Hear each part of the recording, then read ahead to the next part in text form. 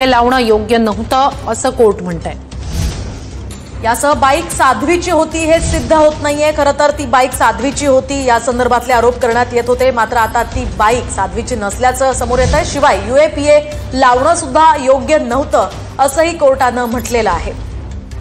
तर या संदर्भात काही कलम लावण्यात आलेली होती, त्या कलमांमध्ये आणि याशिवाय UAPA लावणं योग्य नसल्याचं सुद्धा आता कोर्टानं म्हटलेलं आहे। तर काही आरोप या प्रकरणामध्ये आरोपींवर करण्यात आलेले होते। 2008 रोजी हा बॉम्बस्फोट झाला होता, यामध्ये काही कलम लावण्यात आलेली होती। तर RDX आणि बॉम्ब पुरोहितांनी आणल्याचा पुरावा नाही असं कोर्ट म्हणतंय। RDX आणि बॉम्ब पुरोहितांनी आणल्याचा पुरावा नाही असं कोर्ट म्हणतंय। RDX आणि बॉम्ब पुरोहितांनी आणला नाही असं आता कोर्टानं म्हटलेलं आहे। सध्याची अपडेट आपण पाहतोय। दरम्यान खरं तर त्यांच्यावर तो आरोप करण्यात आलेला होता। RDX आणि बॉम्ब पुरवल्याचा हा पुरावा नसल्याचं कोर्टानं म्हटलेलं आहे। RDX आणि बॉम्ब पुरोहितांनी आणल्याचा पुरावा नाही असं कोर्ट म्हणतंय।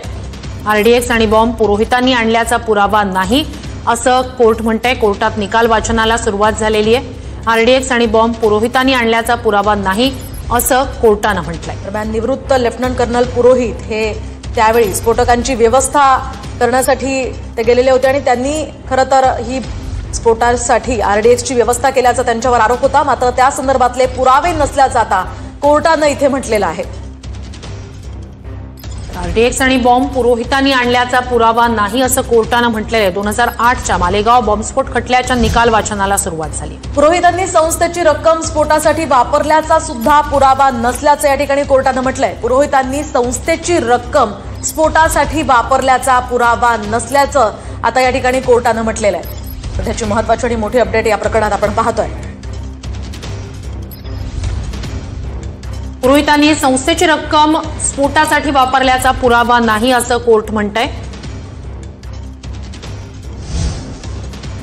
तर पुरोहितांनी RDX आणल्याचा सुद्धा पुरावा नाहीये। लेफ्टनंट कर्नल खरं तर ते निवृत्त आहेत आता आणि त्यावेळी त्यांच्यावर हा आरोप करण्यात येत होता, मात्र आता RDX त्यांनी आणल्याचा पुरावा नसल्याची ही माहिती आता समोर आलेली आहे। सध्याची महत्त्वाची आणि मोठी अपडेट या प्रकरणात आपण पाहतोय।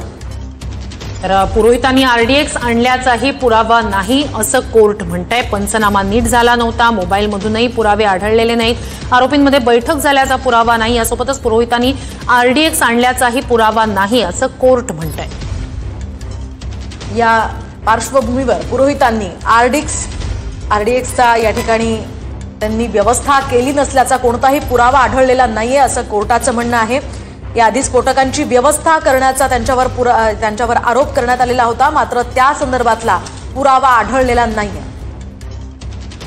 पुरोहितांनी RDX आणल्याचाही पुरावा नाही असं कोर्ट म्हणतंय। तर निकाल वाचनाला सुरुवात झालेली आणि काही वेळातच या संदर्भातला निकाल येईल। पुरोहितांनी RDX आणल्याचाही पुरावा नाही असं कोर्ट म्हणतंय।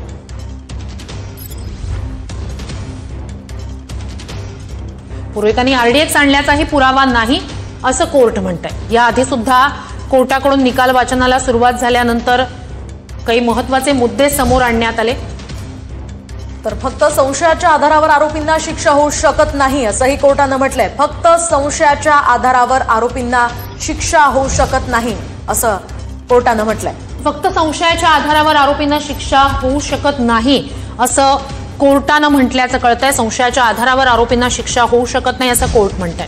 तर निकालाचं हे वाचन आपण पाहतोय। आरोपींना संशयाचा फायदा असल्याचं सुद्धा कोर्टानं म्हटलेलं आहे। आरोपींना संशयाचा फायदा असं कोर्ट म्हणतंय। संशयाच्या आधारावर शिक्षा होऊ शकत नाही, फक्त संशयाच्या आधारावर शिक्षा होऊ शकते। दरम्यान सर्व आरोपींची निर्दोष मुक्तता झाली आहे। सध्याची मोठी आणि महत्त्वाची बातमी या ठिकाणी आपण पाहतोय। सर्व आरोपींची निर्दोष मुक्तता झाली आहे। 7 आरोपी होते आणि या सर्व आरोपींची निर्दोष मुक्तता झालेली आहे। NIAच्या विशेष न्यायालयानं हा निकाल दिलेला आहे। सर्व आरोपींची निर्दोष मुक्तता झालेली आहे।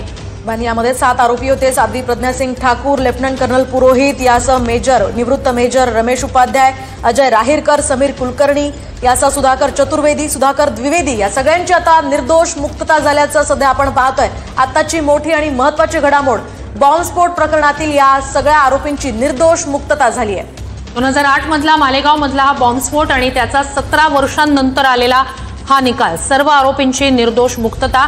मालेगाव बॉम्बस्फोट प्रकरणी कोर्टानं सर्व आरोपींची निर्दोष मुक्तता केलेली आहे.